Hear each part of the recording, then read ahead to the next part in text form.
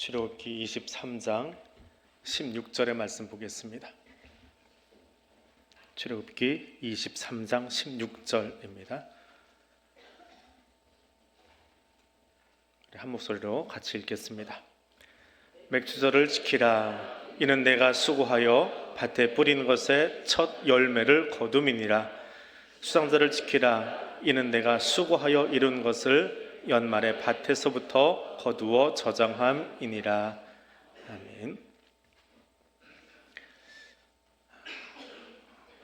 옛날 긴 나라에 지나치게 걱정하는 한 사람이 있었습니다.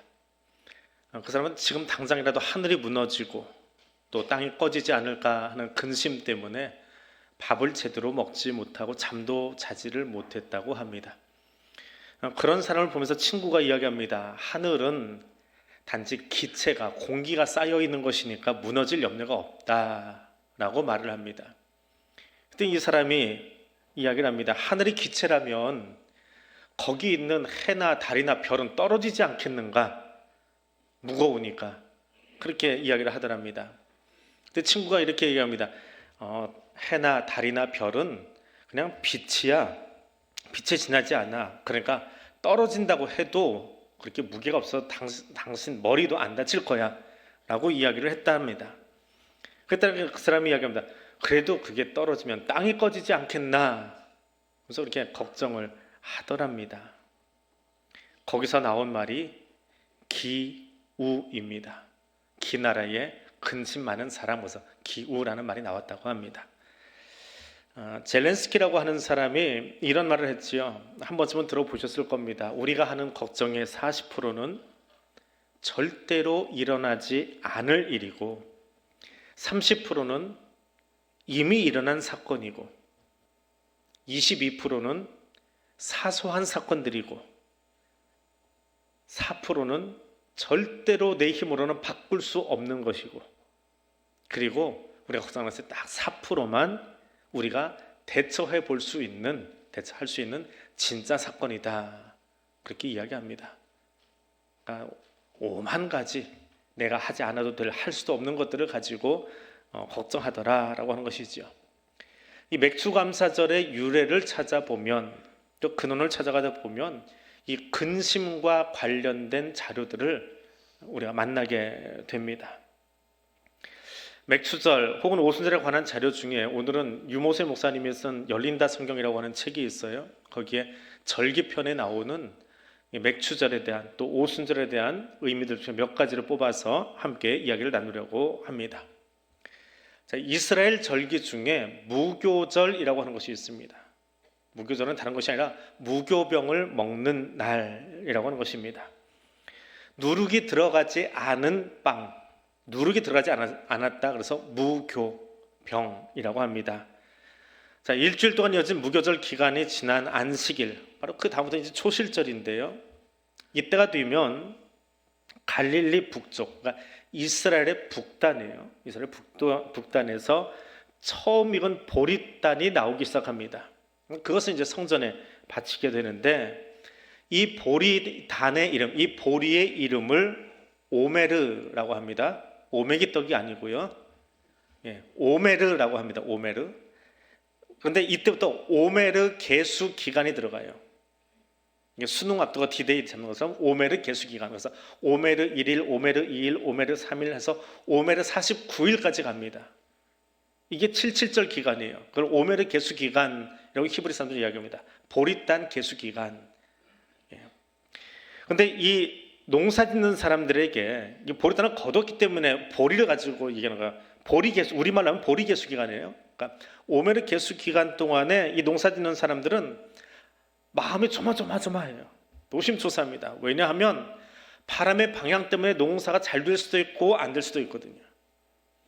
이맘때쯤이 되어지면 올리브 나무에 꽃봉오리가 막 이렇게 생기기 시작한답니다. 근데 그 꽃봉오리가 맺힐 때 북쪽에서 오는 바람, 북서풍, 차가운 바람이에요. 이 바람이 오면 꽃봉오리가 다 망가져 버립니다. 그래서 열매를 맺을 수가 없어요. 치명적이에요. 그래서 이때는 남쪽에서 오는 남동풍 바람이 불어와 주어야 한다고 합니다. 그럼 그렇게 되면 될 거 아니에요. 그런데 또 하나 이맘때쯤이 되어지면 밀이라고 하는 것이 3분의 1쯤 익은 시기라고 합니다. 이제 마지막 남은 이제 숙성시키는 시간이 필요한데 이 숙성의 과정에서는 바람이 어디서 불어야 돼요? 북쪽에서 불어와야 돼요. 뜨거운 바람 불면 다 익어서 없어져 버립니다. 그래서 찬 바람이 내려와서 얘를 서늘하게 하면서 익혀간다고 합니다. 만약에 남동풍이 불어오면 밀 수확은 격감합니다. 그럼 어떤 바람이 불어줘야 돼요? 이 오므리 기간 동안에 올리브 농사 지어야 될까요? 밀 이삭을 지어야 될까요? 그러니까 이제 이 바람 방향에 따라서 사람들 마음이 조마조마해지는 거예요. 근데 농부들의 입장에서, 유대인의 농부 입장에서 가장 이상적인 날씨는 어떤 것이냐? 이 7주간 중에 첫 한 주간은 북서풍이 불어주면 돼요. 그래서 올리브에다가 바람을 맞춰주면 돼요. 그리고 나머지 6주간은 남쪽에서 바람이 불어가지고 올라오면 되더라라고 하는 겁니다. 그러면 밀도 또 여름 과실도 수확이 풍년이 된다고 합니다. 이 77에 49, 77절을 지낸 바로 다음 날이 맥추절, 오순절입니다. 그럼 이 맥추절의 의미는 뭐예요? 지난 오메르 개수 기간, 오메르 1일, 2일, 3일, 4일, 49일 동안 바람 방향 하나 가지고 아이고 어째 이 바람 불면 어째, 아이고 이 바람 불면 어째 하고 근심하고 걱정하던 것을 마침표 찍는 날, 이 날이 맥추절이라고 하는 의미입니다. 지난 49일의 시간을 마무리하고 지나간 근심의 시간들을 마무리하고 이제는 마침표를 찍게 되었다 하는 날이 오순절, 맥추절의 정신이라고 하는 것입니다. 자, 2023년의 절반을 지냈습니다. 가정에서, 기업에서, 개인의 삶에서 많은 계획들을 세우고 어떤 것은 실천했고 어떤 것은 아직도 계획표만 있고 어떤 것은 절반쯤 해본 것도 있을 겁니다. 또 그 일들을 하는 과정에서 감당할 수 없는 일 때문에 눈물도 흘리고 탄식했던 시간도 있었을 겁니다. 또 어떤 것은 전혀 생각지 못했던 은혜가 주어지면서 기쁨의 때를 누렸던 시간도 있을 겁니다. 마치 이 오메르 개수 기간처럼 북서풍에 남동풍에 힘들고 어려웠거나 혹은 웃을 수 있었던 시간들이 있었을 겁니다. 그럼에도 불구하고 하나님이 오늘 여기까지 맥주함스까지 우리를 이끌어 주셨습니다. 돌아보면 우리가 근심한다고 바람의 방향을 바꿀 수는 없습니다. 또 그렇다고 해서 바람이 아무렇게나 분다고 해서 넉넉고 하늘만 쳐다보고 있는 것도 신앙인의 자세는 분명 아닙니다. 내가 원하지 않는 바람의 방향이 불어와도 낙심하지 않는 것은 거기 주님이 함께 하시기 때문입니다. 또 내가 바라던 바람이 불어올 때에 거기에 하나님의 섭리가 함께하고 있음을 알고 미소 지을 수 있는 것, 감사할 수 있는 것, 이것이 우리의 삶입니다. 그 모든 바람 뒤에, 모든 역사 뒤에 하나님이 함께 하시기 때문입니다. 오늘 하나님께서 우리 삶에, 특별히 2023년의 전반기까지의 삶을 마침표 찍게 해주신 이 날, 우리 하나님께 이렇게 고백할 수 있을 겁니다. 하나님 감사합니다라고. 그런 맥주절이 될 수 있기를 원합니다. 두 번째로 이 맥주절의 의미는 아직 익지 않은 열매 끈을 묶는 시간이다라고 하는 것입니다. 77절, 7 곱하기 7은 49, 49일을 오메르 개수 기간이라고 합니다. 근데 이 마지막 날, 그러니까 7번의 주간이 지나니까 안식일이 7번 지나는 거죠. 7번 지나고 나니까 그 마지막 안식일이 너무 귀해요. 그래서 하루를 더 지킵니다. 이게 오순절이에요. 이게 맥주절 오순절입니다. 자, 이날은 이스라엘 사람들의 아주 독특한 전통이 두 가지가 있습니다. 하나는, 자, 이 오순절, 맥주절 시작하는 제일 앞에 뭘 먹으면서 시작을 했어요? 뭐 먹은 게 있잖아요. 설교 시작한 지 10분도 안 지났어요. 벌써 주무시고 계십니까? 뭘 먹고 시작했어요? 무교병이요. 왜 무교병이라고요? 누룩을 넣지 않아서. 자, 그런데 오순절 날은 하나님께 드리는 여러 제사 중에 소제라는 제사가 있습니다. 저녁 제사인데 이 소제는 반드시 무교병을 드리게 되어 있어요. 딱딱하고 거친 빵입니다. 맛없는 빵이에요. 그런데 레위기 보면 오순절날 드리는 이 소제만큼은 어떻게 할까요? 예, 질문의 의도가 있잖아요. 누룩을 넣어서 먹어요. 누룩을 넣은 빵, 그럼 뭐가 돼요? 유교병. 없으니까 무교병, 있으니까 유교병이에요. 예, 한자어지요. 예. 유교병을 하나님께 소제로 드립니다. 그리고 그걸 먹어요. 그만큼 오순절은 1년에 드리는 모든 저녁 제사 중에 가장 기쁜 제사를 드리는 거예요. 왜? 마침표 찍었으니까. 그리고 이 제사 이후에, 이 예배 이후에 앞으로 벌어질 일들을 감사할 수 있는 의미로, 새로 시작한다라고 하는 의미로 여기는 유교병 딱 한 번만, 다른 때는 못 먹어요. 소제 제사 때 이때만 유교병을 먹습니다. 그래서 아주 특별한 날이에요.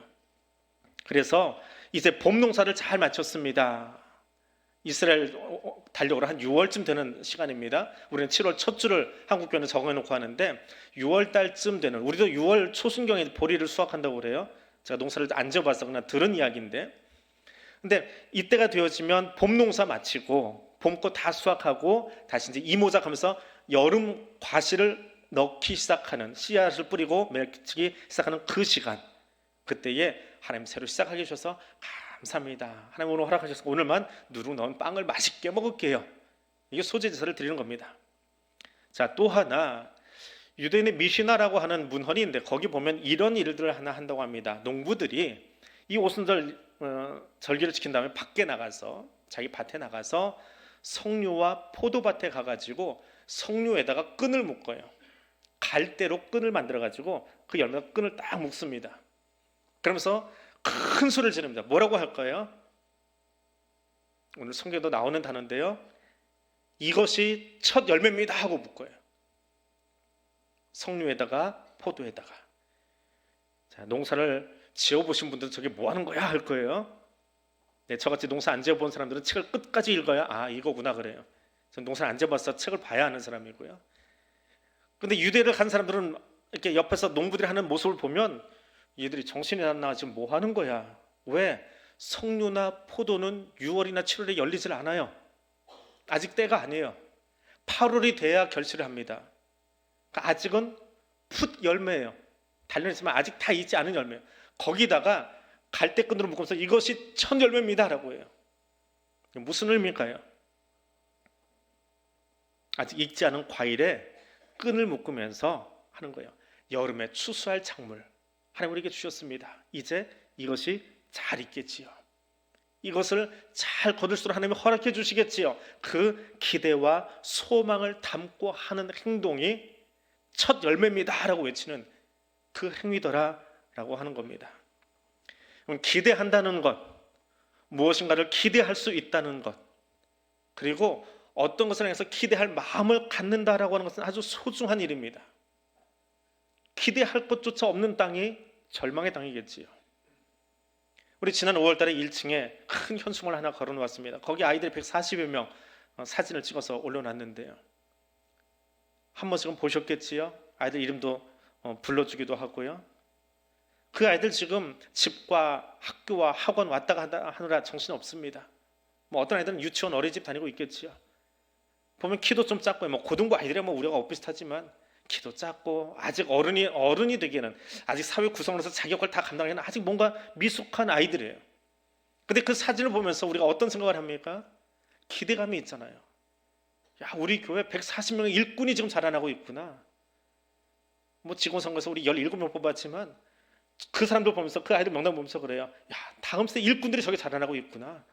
저렇게 성장해 가고 있구나. 어느 가정에서 말씀 배우면서 서가고 있구나. 더 열심히 기도해 줘야지. 더 잘 세워줘야지. 그러면 그 아이들이 앞으로 20년 뒤에, 30년 뒤에 대한교회만 책임지겠습니까? 민족을 책임지고 열방을 붙들고 나갈 수 있는 아이들 아니겠어요? 그 기대할 수 있는 마음, 그 기대할 수 있는 마음. 그래서 아직 다 연글지는 않았지만 그 아이들을 바라보면서 이것이 첫 열매다라고 외치는 거예요. 그것이 첫 열매의 진짜 의미입니다. 또 하나 첫 열매는 우리가 가장 잘 아는 열매가 하나 있어요. 예수님을 뭐라고 그래요? 무엇의 첫 열매예요? 부활의 첫 열매라고 고백하지요. 저나 여러분은 아직 죽음을 경험해 본 사람들이 아닙니다. 장례식은 여러 번 다녔지만 죽음을 경험하지는 않았어요. 부활도 영적인 부활은 경험해 보았지만 실질적인 부활을 아직 경험해 보지는 못했어요. 이미와 아직을 살고 있는 사람들입니다. 그러나 우리가 장례식에 갈 때마다 하잖아요. 천국의 소망을 가지고 그 기대감을 가지고 장례식 때마다 우리가 부르는 찬송이 있어요. 제가 제일 좋아하는 찬송이요. 천국에서 만나보자. 그날 아침 거기서. 그 기대감이 있잖아요. 여기가 마지막이 아닙니다. 오늘 여기가 마지막 순간이 아닙니다. 천국에서 다시 만나뵙겠습니다. 다시 한번 부모님, 가족, 성도의 그 사진 앞에서 우리가 약속하고 둘러앉은 사람들 그 믿음의 고백을 함께 나누고 있지 않습니까? 이것이 첫 열매입니다. 아직 다 익지 않았어요. 아직 완성된 것은 아니에요. 그러나 하나님의 섭리 가운데 이 과실이 온전하게 맺히고 우리가 수확하게 될 것을 믿습니다. 아직은 어린 아이들이지만 이 다음 세대가 일어나서 한국교회를 열방을 책임질 것을 믿습니다. 우리는 아직 죽음을 경험해보지 못했지만 누군가의 죽음 앞에서 성도의 잠자는 그 앞에서 천국에서 다시 만날 것을 약속합니다. 왜? 주님이 나의 부활의 첫 열매 되어 주셨기 때문에. 이것이 첫 열매입니다. 우리는 그렇게 오늘도 첫 열매의 끈을, 믿음의 끈을 묶고 있습니다. 소망의 끈을 묶고 있습니다. 7월과 8월에 교회학교 수련회가 진행됩니다. 이번 수련을 통해서 아이들이 다 변화되지는 않을 거예요. 어떤 아이들은 갔다가 잠자고 올 수도 있고요. 어떤 아이들은 사정에서 참석 못할 수도 있어요. 최선을 다하고 애쓰고 있지만 그냥 그곳에서 완벽하지는 않을 거예요. 하지만 우리는 기대해요. 왜 이 1년 행사 중에 교회학교가 그 많은 예산과 노력과 땀을 다 흘려가면서 그곳에 집중하며 아이들을 세워가고 있습니까? 하나님이 하실 것을 기대하기 때문에요.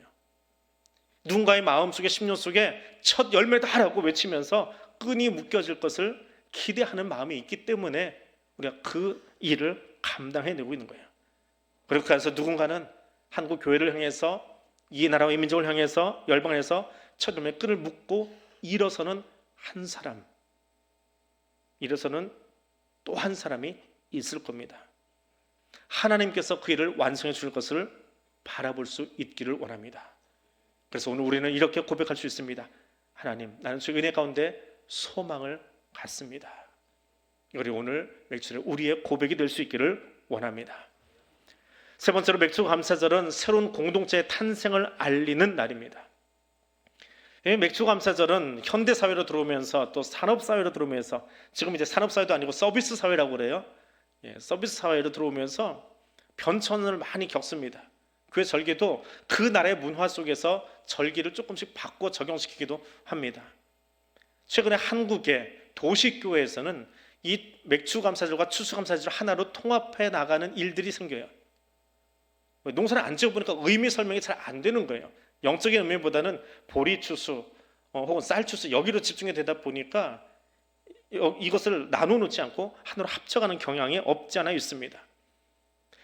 그런데 말씀을 준비하면 준비할수록 이것이 어떤 것인지 알아갈수록 의미가 다르다라는 것을 새롭게 보게 됩니다. 솔직하게 이야기하면 저도 학생 때는 그랬어요. 맥주감사주일에 헌금봉투 들고 가면서 마음속으로 꼭 그렇게 이야기를 합니다. 뭔 추수를 2번씩이나 해. 농사 안 지어본 서울 촌 아이의 도시 아이의 이야기지요. 뭔 추수를 2번씩이나 해. 쌀 하나 추수해서 먹으면 되지. 왜냐면 보리 추수는 제가 본 적이 별로 없거든요. 최근에 가서 자료찬이라고 영상을 보니까 국립농업진흥원에서 보리 추수 어떻게 하는지 보여주더라고요. 아, 이렇게 해야 되는 거구나. 쌀하고는 또 다르구나. 좀 복잡하구나. 이제서야 봤어요. 그 또 하나는요. 지금도 학생들이 간혹 저한테 하는 질문입니다. 교회가 절기헌금 많이 거두려고 추수절을 2번 지킨다. 그런 거 아니에요, 목사님? 하고 물어봐요. 아이들에게 설명하기가 힘들어요. 도시에서 사는 아이들에게는 추수의 의미가 뭔지를 잘 모르거든요. 이 보리 추수와 쌀 추수 이거 나누는 게 달라요. 근데 말씀을 준비하면서 맥주 감사절이 가지고 있는 영적인 의미와 추수 감사절이 가지고 있는 영적인 의미가 너무 다르다는 거예요. 추수 감사절은 금년 추수 감사절 다시 설명을 드릴게요. 오늘 맥주 감사절이라는 설명을 드립니다. 추수라는 단어는 같이 쓰고 있지만 우리가 농경사회에서 이제 산업사회로 막 들어오는 그 흔적이 남아서 보리 추수 혹은 쌀의 추수, 가을 곡식의 추수라는 의미로 이 단어들을 쓰고 있지만 사실 그 안에 담겨있는 영적 의미는 앞에 2가지 외에도 더 중요한 게 있더라라고 하는 거예요. 자, 히브리인들이 가지고 있는 히브리인들이 가지고 있는 맥추절에 대한 생각입니다. 오순절에 대한 생각이에요. 이스라엘이 출애굽을 시작하던 날이 언제예요? 절기로. 어떤 행사를 치르고 출애굽을 했습니까? 문설주에다가 피 바르고 나왔잖아요. 무슨 날이에요? 유월절. 자, 유월절에 출애굽을 해가지고 50일쯤 되는 날 이스라엘은 어디쯤 가 있을까요? 50일쯤 걸었어요. 어디쯤 갈까요? 그냥 막 걸어가면요, 일주일이면 가나안을 들어가 버립니다. 근데 하나님은 거기로 이끌지 않으셨어요. 광야로 보내셨어요. 그래서 어디로 가요? 이스라엘 학자들, 이스라엘의 그 성경 학자들이요, 유대 학자들이 출애굽기를 연구를 하다가 6월절에 시작한 출애굽이 오순절에 대해서는 50일 되는 날은 시내산 앞에 도착했다. 그럼 시내산 앞에서 어떤 일이 있었습니까? 하나님이 모세를 통해서 계명, 율법을 주신 날이에요. 왜 주셨어요? 부모 공경해라, 살인하지 말라, 간음하지 말라, 윤리책 주시려고 주신 건가요? 아니요. 하나님이 법을 선포하시면서 하시는 말씀이에요. 이제 너희가 더 이상 바로의 애굽 바로의 신민이 아니라 너는 나의 백성, 나는 너의 하나님. 나라를 선포하신 거예요. 더 이상 애굽의 우상 종교에 빠져 있는 것이 아니라 나의 백성으로 이 법 가지고 살아가자라고 하는 하나님의 백성됨을, 이스라엘 성민됨을 선포하는 날이에요. 그래서 오순절은 이스라엘이 시내산 앞에서 새로운 공동체로 출발하게 된 날이다.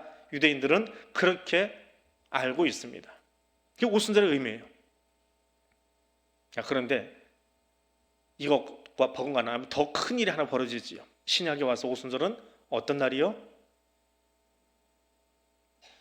신약의 오순절은 어떤 날이에요? 성령이 강림하신 날, 성령께서 오신 날. 그날 어떤 일이 벌어졌습니까? 성령이 불같이 임했다, 방언 터졌다, 그거 이야기하시면 안 돼요. 물론 그것도 일어난 현상입니다. 그러나 그 성령 강림이 왜 임했냐고요. 지난 한 달 동안 성령 충만 이야기했는데, 말씀 나눴는데, 그리고 새벽에 지금 우리 사도행전 보고 있는데, 이 사도행전의 진짜 메시지가 뭐냐고요. 교회 탄생이에요. 오순절날 교회가 탄생한 거예요. 마가의 다락방에 모여서 옛사람은 다 죽어지고 돌로 지어 만든 성전을 예수님이 무위로 돌리시고 그 휘장 다 찢으셨잖아요. 그리고 성령께서 우리 안에 들어오셔서 성령을 모신 너희가 성전인 것을 알지 못하느냐. 새로운 시대를 여신 거지요. 세상 가운데서 사람들을 구별하여 모으셔서 교회라고 하는 새로운 공동체를 출범시킨 날. 그래서 전 세계의 교회의 생일, 어떤 날이요? 오순절이요. 오순절은 전 세계 교회의 생일이에요. 대한교회 생일은 언제입니까? 1월 20일. 이건 대한교회가 개척을 시작한 날이에요. 이건 대한교회 생일이에요. 그러나 전 세계 교회 공통적인 생일이 있어요. 그건 언제요? 오순절, 성령 강림절. 그날 교회가 시작한 거예요. 이런 영적인 의미를 담은 맥추감사절은 단지 보리수확, 봄 농사의 수확이다라고 하는 추수감사에 머문 것이 아니라 광야의 시간들을 마치고 이끄신 하나님의 은혜를 감사하는 시간, 애굽의 시간들을 마무리하고 새로운 백성으로 출발하는 시간, 우리를 세상의 고아처럼 버려두지 아니하시고 내가 세상 끝날까지 너와 함께하리라 약속하시면서 성령 충만함으로 교회 공동체를 시작하게 하신 것을 감사하는 그 시간. 그래서 맥주감사절은 열방에 있는 모든 교회들이 함께 새롭게 시작하는 그런 귀한 시간이더라라고 하는 것입니다. 그래서 우리는 이 맥주감사절에 이렇게 함께 고백할 수 있습니다. 하나님의 은혜로 살아갈 힘을 얻게 되어 감사합니다. 이것이 오늘 우리의 고백이 될 수 있기를 원합니다. 7월 첫날입니다. 맥추절, 오순절의 영적 의미를 함께 묵상합니다. 그 안에 깃들이는 가장 큰 주제는 감사입니다. 지나온 시간들이 힘들고 어려웠을지라도 거의 마침표를 찍게 해주신 하나님께 감사합니다. 앞으로 익어갈 내 생의 열매들, 삶의 열매들, 신앙의 열매들을 기대하면서 소망 중에 하나님께 감사합니다. 무엇보다 세상에 감당할 수 없는 새로운 공동체를 시작하게 하신 그 하나님의 은혜에 감사합니다. 그 감사의 고백을 올려드릴 수 있는 맥주가 될 수 있기를 원합니다. 슬기로운 의사생활이라고 하는 드라마가 있습니다. 거기에 이익준이라고 하는 의사 역을 맡은 조정석이라고 하는 배우가 있습니다. 집사님이에요. 근데 이 조정석 집사님의 간증을 들어보면 이런 이야기를 합니다. 이 조정석 청년이 20살 때 아버지가 갑자기 돌아가셨대요. 근데 아버지가 돌아가시면서 뭘 이렇게 재정 관리를 잘못하셨는지 다 집 없어지고 예순 되신, 환갑 되신 어머니, 지금보다 조금 더 시간이 과거니까 지금은 뭐 60, 인생은 60부터 뭐 그러는데, 제가 어릴 때만 해도 40만 돼도 굉장히 나이가 들어 보였어요. 저희 아버지 60 되실 때는 노인 보는 줄 알았어요. 느낌이 그랬어요. 그때만 해도. 지금은 뭐 하도 머리도 다 까매서 80이 돼도 그러려니 그런데, 근데 어머니가 예순이에요. 아버지는 돌아가셨고 집은 쫄딱 망해가지고 정말 쪽방에 들어서 어머니랑 둘이 누워 살아야 돼요. 너무 어려워서 이 조정석 청년이 가장이 돼가지고 어머니 부양하고 가족들을 세워야 되는 그런 입장이 되었습니다. 얼마나 힘들었던지, 힘들어도 정도가 있어야 돼요. 근데 너무너무 힘들었대요. 군 면제받는 여러 가지 이유 중에 이 조 집사님의 간증을 들으면서 알았어요. 집이 너무 가난해도 면제받는데요.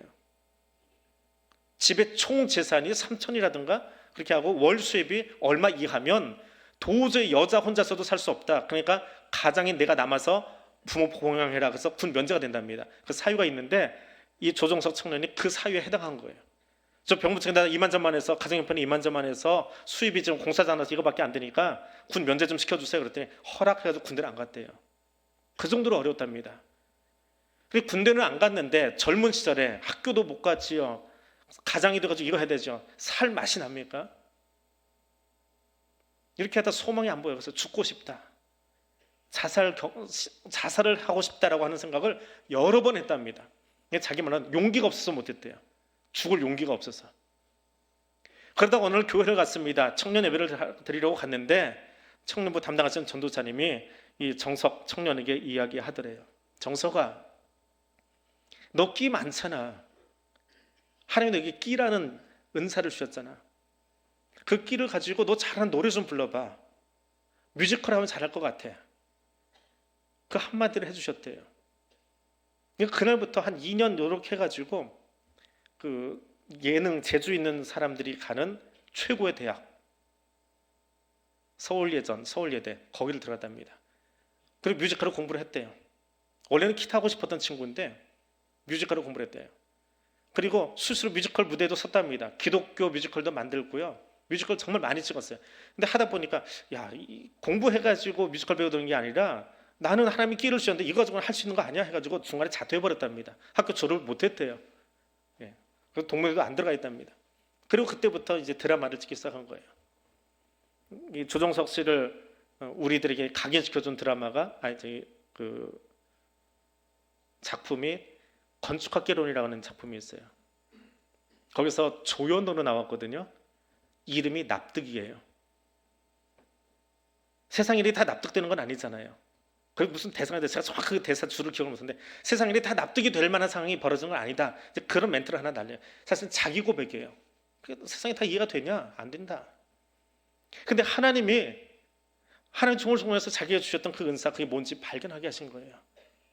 너무 세상에 사는 게 힘들고 죽고 싶은 마음이 굴뚝 같았지만 하나님이 끼라는 걸 주셨잖아요. 그걸 가지고 하나님이 살 수 있도록 기대를 하게 하셨잖아요. 그래서 그걸 붙들고 살았더니 오늘 자기 자리가 있더라는 거예요. 하나님 그렇게 자기를 세워주시더라라고 하는 거예요. 그러면서 내가 할 수 있을까라고 하는 물음표를 나는 할 수 있다라는 마침표로 바꾸었다는 거예요. 비록 가진 것이 없지만, 너무 없던 시절이지만 하나님이 내게 주신 그 끼라고 하는 것에 감사하면서 그것으로 미래를 열어간, 또 지금을 살고 있는 한 집사님의 간증입니다. 오늘 하나님은 나에게 무엇을 주셨습니까? 하나님 오늘 나에게 살아갈 무엇을 주셨습니까? 그리고 나는 그 무엇 때문에 하나님께 정말 감사하고 있으신지요? 한 가지만 기억하십시오. 하나님은 지금 당신과 여러분과 함께 하고 계십니다. 그래서 기억하며 고백하는 아름다운 아침 되시기를 바랍니다. 우리 함께 기도하겠습니다.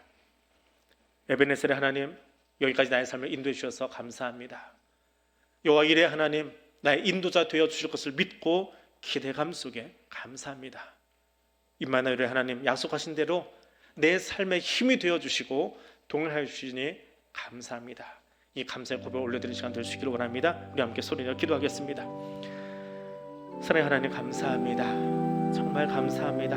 너무나 감사합니다. 지나간 시간, 때로는 내 마음에 맞지 않는 북서풍과 남동풍이 불어올지라도, 하나님, 내가 이해할 수 없는 바람이 내 인생에 들이닥쳤을지라도, 하나님, 여기까지 나의 삶을 인도해 주시고 끌어주시고 함께 해주시니 너무 감사드립니다. 그리고 하나님, 지금도 우리와 함께 하셔서 여호와 이레로 동행하여 주시고 나의 인도자 되어주신 하나님, 감사드립니다. 하나님, 나는 알지 못합니다. 앞으로 내가 나아갈 길, 내가 걸어갈 길이 무엇인지 우리는 알지 못합니다. 그러나 여호와 이레 하나님께서 나를 위해 가장 아름다운 곳을 준비해 놓으시고 이끌어 가실 것을 믿기에 순종하고 기대감 속에 같이 함께 달려가기를 원합니다. 그리고 그 우리의 걸음 속에 임마누엘 되신 하나님께서 약속하신 대로 세상 끝날까지, 이 땅의 마지막 날까지 우리와 함께 해주심을 믿고, 지금도 나의 삶이 되어주시고 요새가 되어주시고 산성이 되어주시고 방패가 되어주심을 믿고 감사드립니다. 그 주님의 손 붙잡고 일어서겠습니다. 그 주의 손 붙잡고 일어서 우리의 삶의 새로 나아가겠습니다. 거기에 하나님이 네게 펼쳐주시는 그 아름다운 일들을 함께 경험하고 함께 나누고 함께 증언하는 믿음의 사람 될 수 있기를 원합니다. 맥주감사절 예배로 하나님께 올려드립니다.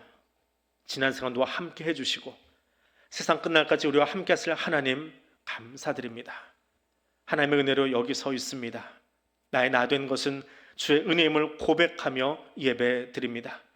이제 내가 살아가는 모든 것은 주께서 공급해 주시는 힘으로 살아가게 될 것을 믿습니다. 아직 손에 붙들린 것이 없을지라도 믿음의 눈을 들어 주의 도우심을 보게 하여 주시고 그 믿음의 눈이 흔들리지 아니하도록 성령 하나님, 나를 견인하여 주옵소서. 예수님 이름으로 기도드립니다. 아멘.